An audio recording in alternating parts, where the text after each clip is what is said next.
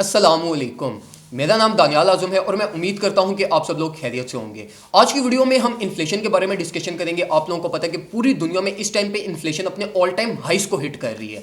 अब इसकी हमारे पास वजह क्या है? अगर हम देखें यूएस डॉलर को, तो यूएस डॉलर इस साल में हमारे पास 6.2% इन्फ्लेट हुआ। लेकिन कंपेरेटिवली जब यूएस डॉलर इन्फ्लेट होता है तो पीकेआर की परफॉर्मेंस अच्छी होती है। लेकिन अब अगर हम देखें तो यूएस डॉलर 6.2% इन्फ्लेट हुआ अलॉन इन 2021, और जो पाकिस्तानी रुपीज है ये 33% ड्रॉप कर रही है। मतलब जो हमारी बाइंग पावर आज से एक साल पहले थी वो 33% डिक्रीज हुई है एक साल में ही। तो हम इस वीडियो में तीन मोस्ट इंपॉर्टेंट पॉइंट्स को डिस्कस करेंगे। सबसे पहले हम ये चीज देखेंगे कि यूएस डॉलर का जो हमारे पास जब वो इन्फ्लेट होता है तो उसका इंपैक्ट पीकेआर पे क्या पड़ता है। नंबर सेकंड पे हम देखेंगे कि जिस तरह मैं हो गया, आप लोग हो गए, हम लोगों की क्या ऐसे फैक्टर्स होते हैं, हम लोग क्यों ऐसा बाइस बनते हैं, ये कौन से ऐसे फैक्टर्स होते हैं जो पीकेआर की लीकेज का बाइस बनते हैं, जिसकी वजह से हमारी इकोनॉमी एक बेहतर नहीं हो सकती और अनस्टेबल रहती है। इसके बारे में डिस्कशन करेंगे और इसी के साथ साथ मोस्ट इंपॉर्टेंटली हम क्रिप्टो करेंसीज के बारे में डिस्कशन करेंगे कि हम किस तरीके से बिटकॉइन को यूज करते हुए हम जो है वो अपनी इकोनॉमी को बेहतर बना सकते हैं कंपैरेटिवली टू यूएसडी या किसी भी और कंट्री के कंपैरेटिवली हम अपनी इकोनॉमी को किस तरीके से ग्रो कर सकते हैं।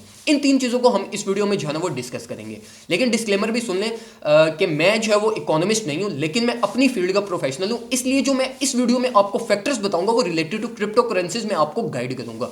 तो इसके अलावा भी बहुत सारे फैक्टर्स हो सकते हैं जो किसी भी इकोनॉमी के बुरे इंपैक्ट के लिए जो है ना वो वजह बन सकती हैं। लेकिन रिगार्डिंग क्रिप्टो करेंसीज या regarding our as a crypto community मेरा ये फर्ज बनता है कि मैं आप लोगों को बताऊं कि यार आपने कौन से ऐसे काम नहीं करने जिसकी वजह से आपका जो है ना वो पीकेआर पे इंपैक्ट पड़ सकता है। मतलब ये कि आप इनडायरेक्टली अपने ही कंट्री को नुकसान बना रहे हो अपने प्रॉफिट बनाने के लिए। तो ये मेरी एक जिम्मेदारी थी जो मैं समझता था कि जिस तरीके से इन्फ्लेशन हो रही है ये हमारी जरूरत भी है।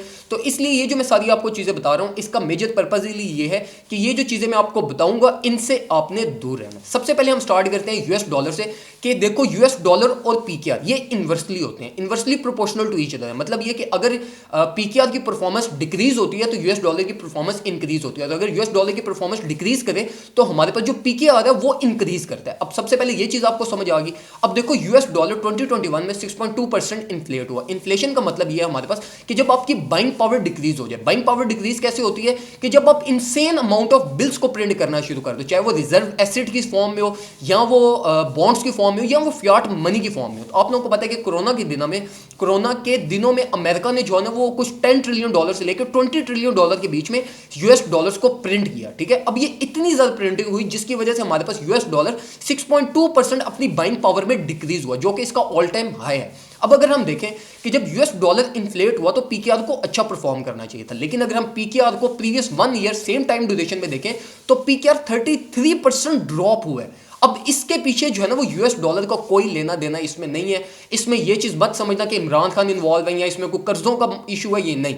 अब ये जो 33% पीकेआर की वर्थ डिक्रीज हुई है ना, अब ये हमारा सेकंड पॉइंट है जो हमने डिस्कस करने के कौन से ऐसे फैक्टर्स हैं जो हम इंटरनल सोर्सेज की वजह से हम जो है वो पीकेआर को ड्रॉप करवाते हैं। अब सबसे पहले ये समझ लो कि आप लोगों ने ये तो सुना होगा कि यूएस डॉलर की लीकेज या यूएस डॉलर हुंडी सुना होगा कि यूएस डॉलर बाहर से पाकिस्तान में आ जाते हैं विदाउट टैक्स या विदाउट कोई रिकॉर्ड। अब इसी तरीके से पीकेआर की भी लीकेज होती है। अब पीकेआर की लीकेज किस तरीके से होती है? पीकेआर की लीकेज काफी सारी फॉर्म्स में होती है, लेकिन हम रिगार्डिंग अगर क्रिप्टो करेंसीज की बात करें तो जो सबसे बड़ी पीकेआर की लीकेज होती है वो ये होती है कि जो आप ब्लैक मनी को क्रिप्टो करेंसीज में कन्वर्ट कर देते हो। अब ब्लैक मनी आप लोगों को पता है कि फॉर एग्जांपल अगर पाकिस्तान की जो टोटल इकोनॉमी है ना regarding in terms of price, मतलब इन टर्म्स ऑफ पीकेआर अगर हम देखेंगे यार पूरे पाकिस्तान में कितने पैसे की टोटल अमाउंट है, अगर वो हमारे पास है समझ लो कि यार 1 लाख रुपए पूरे पाकिस्तान की।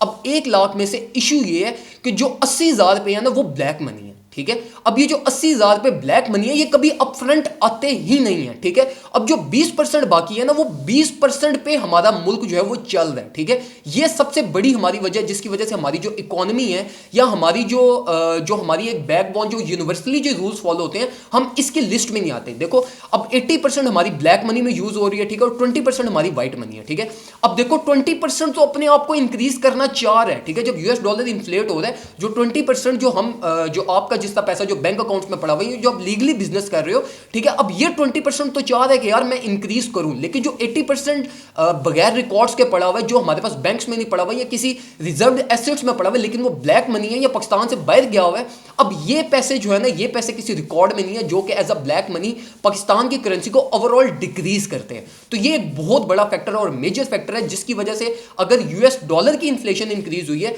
तो इसकी वजह से पाकिस्तानी करेंसी को कंपैरेटिवली यूएस डॉलर, मतलब अगर अच्छा भी परफॉर्म ना भी करता तो कंपैरेटिवली अगर यूएस डॉलर 6.2% इन्फ्लेट हुआ तो पीकेआर को कुछ 7%, 8% या 9% इस लेवल तक रहना चाहिए था, एक साल में ही 33%। तो ये एक बहुत बड़ा फैक्टर है जिसकी वजह से हमारा जो है ना वो पीकेआर जो है वो डे बाय डे डिक्रीज होता जा रहा है। अब अगर हम अपने रिगार्डिंग क्रिप्टो करेंसीज के डिस्कशन करें कि यार किस तरीके से आप लोग जो है ना वो ये समझ लो कि आप लोग हुंडी भी लगाते हो, ठीक है, आप लोगों को ये भी पता है कि यार कौन से ऐसे काम कर रहे हैं जिससे पीकेआर को जो है ना वो इंपैक्ट पड़ता है। अब सबसे पहले एक ये चीज़ समझ लो कि यार अगर फॉर एग्जाम्पल आप कहीं से बाहर के मुल्क से यूएसडीटी मंगवा रहे हो ना, तो ये आप एक इलीगल एक्टिविटी कर रहे हो। Illegal activity in the sense कि अगर फॉर एग्जाम्पल आपने फ्रीलांसिंग की पेमेंट लेनी है, या अगर फॉर एग्जाम्पल आपने कोई भी ऐसी पेमेंट, ठीक है, जो आपने बाहर के मुल्क से मंगवानी है और वो आप क्रिप्टो करेंसीज में मंगवा रहे हो, तो ये आप एक इलीगल एक्टिविटी कर रहे हो जिससे आप जो है ना वो अपने मुल्क को नुकसान पहुंचा रहे हो। अब जिस तरह आप लोगों को पता है कि बहुत सारे पाकिस्तानी जो अब्रॉड सेट होते हैं, अब उन लोगों में भी एक रिवाज आ गया, एक मतलब ट्रेंड चल चुका है कि यार एक स्टेटस बन गया कि हमने पैसे पाकिस्तान नहीं भेजने, हम क्रिप्टो करेंसीज भेजते हैं, हम यूएसडीटी पाकिस्तान में भेजते हैं, हम जो है वो बिटकॉइन भेजते हैं विदाउट एनी चार्जेस, ठीक है। तो ये एक स्टैंडर्ड मत बनाओ, ये आप पाकिस्तान को और पाकिस्तानी इकॉनमी को इनडायरेक्टली आप इफेक्ट कर रहे हो, आप इस पर इंपैक्ट डाल रहे हो। अब ये किस तरीके से कर रहे हो, देखो, जब आप क्रिप्टो करेंसी सेंड कर रहे हो तो आप यूएस डॉलर में ट्रेड कर रहे हो, ठीक है, आपने यूएस डॉलर को बाहर से ही खरीदा, ठीक है, बाहर से कमाया, बाहर से आपने यूएसडीटी बाय किया और वो यूएसडीटी पाकिस्तान में आया, ठीक है। पाकिस्तानी करेंसी को जो यूएस डॉलर से जो इनको रेवेन्यू मिलना था वो रेवेन्यू नहीं मिला, ठीक है।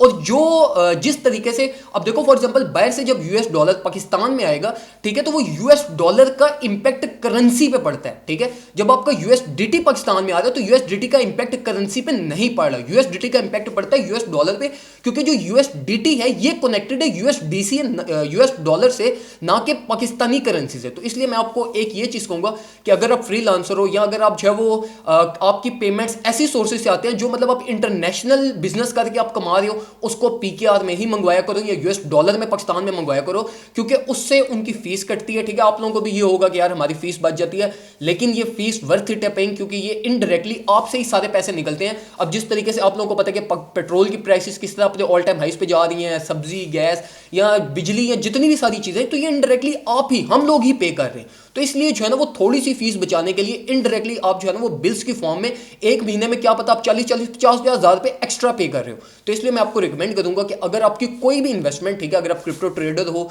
या अगर आप फ्रीलांसर हो और आपकी कोई भी जो इनकम है, सोर्स ऑफ इनकम अगर आपकी बाहर से आती है, एज अ फॉरनर आती है, तो उसको यूएस डॉलर में मंगवाओ और कोशिश ये किया करो कि उसको वायर ट्रांसफर में मंगवाया करो, डायरेक्टली इन बैंक डिपॉजिट, ठीक है। थोड़ा बहुत लेट हो जाता है लेकिन अवॉइड किया करो वेस्टर्न यूनियन को, रिया को, क्योंकि ये सारी इंटरनेशनल कंपनीज है और इसका जो रेवेन्यू होता है उसकी बहुत स्मॉल परसेंटेज, बहुत ज्यादा स्मॉल परसेंटेज है जो पाकिस्तानी गवर्नमेंट को मिलती है। बाकी ये सारी जो इतनी इनकी बड़ी बड़ी जो फीस होती है ना, वो ये हमारे पास एक्सचेंजेस, ये वेस्टर्न यूनियन हो गया, रिया हो गया, ये खुद ही खा जाते हैं। अब हम बात करते हैं कि एज अ क्रिप्टो ट्रेडर या एज अ क्रिप्टो करेंसी हम बिटकॉइन को यूज करते हुए हम किस तरीके से अपनी करेंसी को इंप्रूव कर सकते हैं। अब देखो फॉर एग्जांपल अगर आज के दिन में हमारी गवर्नमेंट जो है वो क्रिप्टो करेंसीज में इन्वेस्ट करना स्टार्ट कर देती है, मतलब इन्वेस्ट इन द फॉर्म के यार हम कोई एक अपने बजट में से ना एक कोटा रख देते हैं कि यार आपने 0.5% ना हर महीने आपने एज अ अपनी कंट्री के लिए आपने एसेट बिल्ड करना है, ठीक है। अब वो एसेट किस तरीके से बिल्ड करना है, आपने बिल्ड करना है in the form of bitcoin, ठीक है। आप 0.5% अपने बजट का हर महीने में से उठा के जो है वो क्रिप्टो करेंसीज में डाल दो और उसको एज अ न्यू टेंडर के, मतलब देखो अब इसका आइडिया क्या है, आइडिया जो मैं समझता हूं कि होना चाहिए वो ये होना चाहिए कि देखो अब जिस तरह एक गवर्नमेंट है ये कर्जे लेती है, ये सब कुछ करती है, तो अब इस गवर्नमेंट को चाहिए कि हर महीने रेवेन्यू में से 0.5% क्रिप्टो करेंसीज या कुछ ऐसे बिल्ड्स करे जो आने वाली गवर्नमेंट के लिए तोहफा हो। तोहफा मतलब ये कि जब वो गवर्नमेंट आए तो ये जो प्रीवियस कर्जे इन्होंने लिए हैं, ये कर्जे और जो एसेट ये गवर्नमेंट स्टोर करे तो ये एक बैलेंस में आ जाए, ठीक है। एक ये चीज होगी। दूसरा ये कि आप लोगों को पता है कि बिटकॉइन की हमारे पास जो एक मार्केट सप्लाई है और इसकी जो सर्कुलेशन सप्लाई है वो स्टैंडर्ड है, 21 मिलियन से ज्यादा ये कभी माइन नहीं हो सकते, जो कि हमारे पास 21 मिलियन से लेके हमारे पास ये 19 मिलियन पे जो है ना वो इसकी ओवरऑल सप्लाई इस टाइम पे आ चुकी है, क्योंकि बीच में बहुत सारे लॉस्ट कॉइन और लॉस्ट वॉल्यूट एड्रेसेस भी इसमें इंक्लूडेड है। अब देखो बिटकॉइन आपको पता है कि ये एक स्टैंडर्ड है, ठीक है, इसमें ना इसकी सप्लाई इंक्रीज हो सकती सकती है, ना इसकी सप्लाई डिक्रीज हो सकती है। अब आप लोगों को नहीं पता कि पीकेआर की कितनी ज्यादा प्रिंटिंग होती है और गवर्नमेंट हमें बताती भी नहीं है, ठीक है। इसी तरीके से आपको यह भी पता है कि यूएस डॉलर, उसकी भी बहुत सारी प्रिंटिंग होती है, लेकिन वो उसको इस तरीके से एक्सपोज नहीं करते। अब अगर हम क्रिप्टो करेंसीज की बात करें तो बिटकॉइन एक स्टैंडर्ड है जो कि ना तो इससे ज्यादा प्रिंट हो सकता है, ना ये इससे डिक्रीज हो सकता है। तो मतलब ये कि ये पूरी दुनिया के लिए एक स्टैंडर्ड है जिसको यूज करते हुए हम एक इक्विलिब्रियम मेंटेन कर सकते हैं। मतलब ये कि अगर फॉर एग्जांपल मेरे पास बिटकॉइन है और पूरी दुनिया बिटकॉइन को यूज कर रही है तो पूरी दुनिया पे उसका इंपैक्ट पड़ेगा। तो इसलिए कोई भी इंटरनल रिसोर्सेज या किसी भी सियासत की वजह से, जिसका यूएस डॉलर, आपने अक्सर सुना होगा कि यूएस डॉलर खुद ऑटोमेटिकली अपनी इकोनॉमी को ड्रॉप करते हैं कुछ कंट्रीज को इंपैक्ट करने के लिए, इफेक्ट करने के लिए। तो ये एक बहुत बड़ी मार्केट मैनिपुलेशन होती है जो हम अवॉइड कर सकते हैं यूजिंग क्रिप्टो करेंसीज। तो ये एक जो है ना वो हमारे पास एक सिनेरियो बनता है कि अगर हम क्रिप्टो करेंसीज को थोड़ा बहुत जो है ना वो लीगलाइज करें, हमारी गवर्नमेंट अपनी एक्सचेंजेस बनाए, जो हम एक्सचेंजेस फीस जो है ना वो यहाँ पे कर रहे हैं in the form of Binance को पे कर रहे हैं, फ्यूचर्स ट्रेडिंग में या स्पॉट में। अब ये सारी जो फीसेज हैं ये हमारी गवर्नमेंट को जानी चाहिए, जिसमें वकार जगह की अपना भी आइडिया मैं एक्सचेंज बना के देता हूँ, उसमें मैं उसको हाईली अप्रिशिएट करता हूँ, क्योंकि ये बहुत बड़ा रेवेन्यू है जो हमारी गवर्नमेंट कमा सकती है, ठीक है। तो फिर उसके बाद हम यूएसडीटी भी मंगवा सकते हैं, क्योंकि फिर हमारी गवर्नमेंट के पास ट्रैक होगा, रिकॉर्ड होगा हमारी सारी इन्वेस्टमेंट्स का, हमारी सारी फीस का, तो वो फिर सारी जो है ना हमारी गवर्नमेंट के पास जाएगी। तो ये कुछ इन्फॉर्मेशन थी रिगार्डिंग इन्फ्लेशन और पीकेआर के बारे में जो मैं आपसे शेयर करना चाहता था। इंशाल्लाह आज के दिन में मैं एक और वीडियो भी अपलोड करूँगी जिसमें मैं डिटेल में ये टेक्निकल एनालिसिस आपसे शेयर करूँगा, क्योंकि मार्केट इस टाइम पे जो है ना वो एक छोटी मोटी इसने डंप ली है, तो इसके बारे में भी जो है ना वो हम आज की वीडियो में डिस्कस करेंगे। अपना ख्याल रखें, अपने घर वालों का ख्याल रखें। अल्लाह हाफिज़।